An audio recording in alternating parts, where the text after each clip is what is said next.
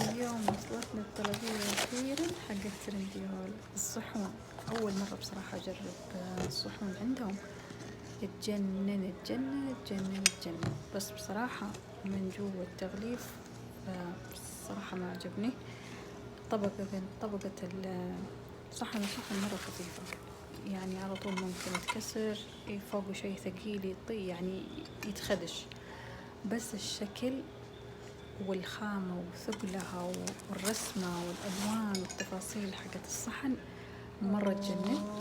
والتعتيق يعني التعتيق نفسه مرة روعة بصراحة.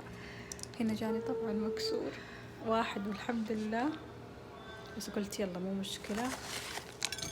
عندي غرا وراح أغريه بغرق زاز غرا شو اسمه، المهم غرا الأمريكي يمكن. بس والله حزنت مع انه مرة شكله حلو، لانه اللون السماوي اللي احبه. شايفين التفاصيل والالوان والدمج الالوان والرسمات تجنن. من الشياكة نفسي كذا اعلقها في الجدار بصراحة. شايفين الجمال؟ طبعا 6 حبات.